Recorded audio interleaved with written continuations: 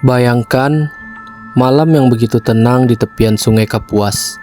Hutan rimba masih lebat, angin membawa bau tanah basah, dan suara binatang malam saling bersahutan. Namun di tengah keheningan itu ada suara lain yang menyelinap. Tangis bayi, lirih, seolah datang dari kedalaman hutan. Suara itu membuat bulu kuduk berdiri, karena tak mungkin ada bayi di tengah belantara yang gelap. Beberapa orang berusaha mendekat, tapi tangisan itu menjauh. Semakin dikejar, semakin samar. Lalu tiba-tiba suara itu berubah. Tawa panjang, melengking, menusuk telinga, menggema di antara pepohonan. Nama itu Pontianak. Sebuah kata yang diucapkan dengan berbisik, namun begitu kuat hingga dijadikan nama sebuah kota. Sebuah kota besar, ibu kota Kalimantan Barat, yang sejarahnya tidak bisa dilepaskan dari kisah gaib tentang hantu perempuan, arwah penasaran yang meninggal ketika melahirkan. Selamat malam semua, kembali lagi di channel Hening Malam. Ketika suara hilang, kisah kelam datang. Pada malam ini, kita akan bercerita tentang hantu dari Pontianak, antara legenda, kutukan, dan teror nyata. Kisah ini berawal pada akhir abad ke-18.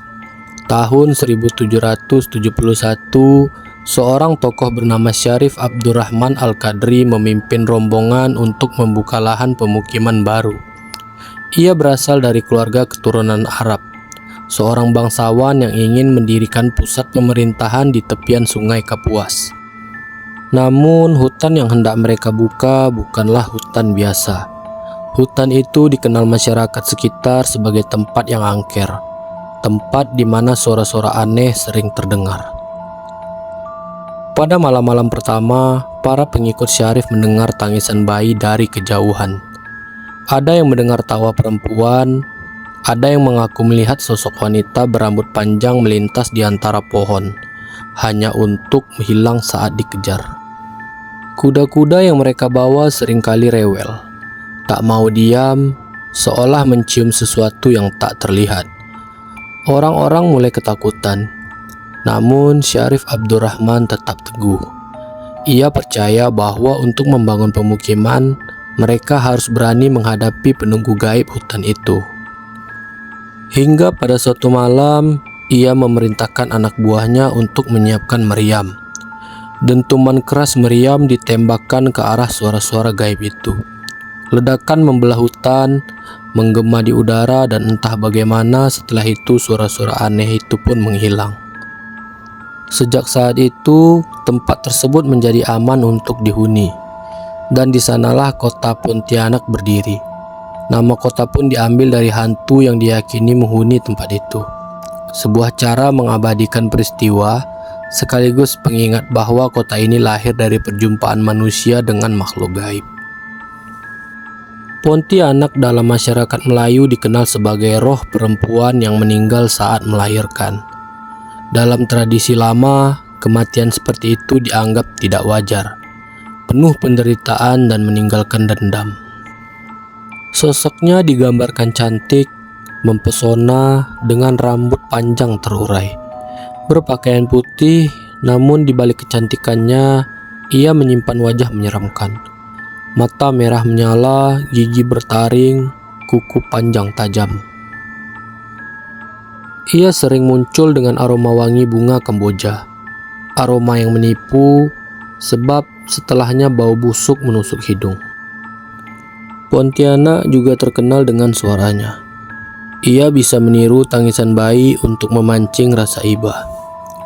Ia bisa tertawa panjang, melengking untuk membuat orang kehilangan akal. Dan ada keyakinan, bila suaranya terdengar jauh, sebenarnya ia sangat dekat. Bila terdengar dekat, justru ia masih jauh. Sebuah trik gaib untuk mempermainkan manusia. Mitos lain menyebut Pontianak menyukai pohon pisang. Ia sering berdiam di pucuknya, duduk dengan rambut tergerai hingga ke tanah. Karena itu, pohon pisang besar di halaman rumah sering dihindari masyarakat. Namun legenda ini bukan hanya cerita lama. Hingga kini banyak kisah nyata yang beredar di masyarakat Pontianak. Di Jalan Ahmad Yani, salah satu jalan paling sibuk di kota, para sopir taksi dan ojek online sering berbagi pengalaman. Mereka pernah menjemput seorang perempuan muda, berambut panjang, berwajah pucat. Ia meminta diantar ke daerah hutan di pinggiran kota. Sepanjang perjalanan ia diam saja, menatap keluar jendela. Namun ketika sampai di tujuan, kursi belakang kosong, yang tertinggal hanyalah bau busuk menusuk yang membuat pengemudi merinding. Di Sungai Kapuas, para nelayan juga punya cerita. Malam-malam saat mencari ikan, mereka mendengar tangisan bayi dari tengah sungai. Saat mereka mendayung mendekat, suara itu menghilang. Lalu berganti dengan tawa panjang seorang perempuan.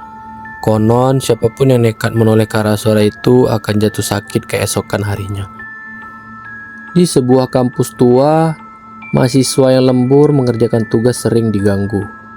Lampu mati tiba-tiba, pintu terkunci sendiri, ketukan keras terdengar dari bilik toilet kosong. Beberapa mahasiswa bahkan mendengar suara cekikikan tepat di telinga mereka. Padahal ruangan kosong. Kisah ini begitu terkenal, hingga mahasiswa lebih memilih menahan diri daripada masuk toilet sendirian di malam hari. Warga Pontianak Timur juga punya cerita. Mereka pernah melihat sosok perempuan duduk di pucuk pohon pisang. Rambutnya panjang, menjuntai hingga ke tanah. Sosok itu diam, menatap lurus ke arah jalan. Orang-orang yang melihatnya lebih memilih lari, ketimbang berani menoleh. Bahkan ada cerita dari rumah sakit tua di Pontianak, seorang perawat malam pernah melihat pasien baru masuk. Seorang perempuan pucat dengan perut besar seperti hamil. Saat perawat mempersiapkan administrasi, perempuan itu menghilang begitu saja. Di ranjang tempat ia duduk, hanya tersisa noda darah. Cerita-cerita ini membuat banyak orang percaya bahwa Pontianak bukan sekedar mitos. Ada yang yakin ia adalah roh penasaran yang benar-benar ada. Ada pula yang menilai kisah ini hanyalah cara nenek moyang untuk menakut-nakuti anak agar tidak keluar malam. Namun jelas, legenda ini telah menjadi bagian dari identitas kota. Tradisi meriam karbit yang meledak di malam Ramadan dipercaya berakar dari kisah Syarif Abdurrahman menembakkan meriam untuk mengusir hantu. Tugu Khatulistiwa, ikon kota, pun sering dikaitkan dengan aura mistis Pontianak. Bagi masyarakat, Pontianak adalah pengingat bahwa ada hal-hal di luar logika manusia, bahwa sejarah kota ini lahir dari kisah gaib yang hingga kini masih hidup dalam cerita, dalam bisikan, dalam rasa takut yang tak pernah benar-benar hilang. Itulah kisah tentang Pontianak. Hantu dari Pontianak menyeramkan, misterius, dan masih terus menjadi bagian dari cerita rakyat yang hidup hingga kini. Kalau menurut kalian, apakah Pontianak itu nyata atau hanya mitos yang dibesar-besarkan? Tuliskan pendapat kalian di kolom komentar. Dan jangan lupa untuk subscribe channel Hening Malam. Aktifkan lonceng notifikasi agar kalian tidak ketinggalan kisah horor berikutnya. Sampai jumpa di malam berikutnya. Tetap waspada, karena malam selalu menyimpan misteri.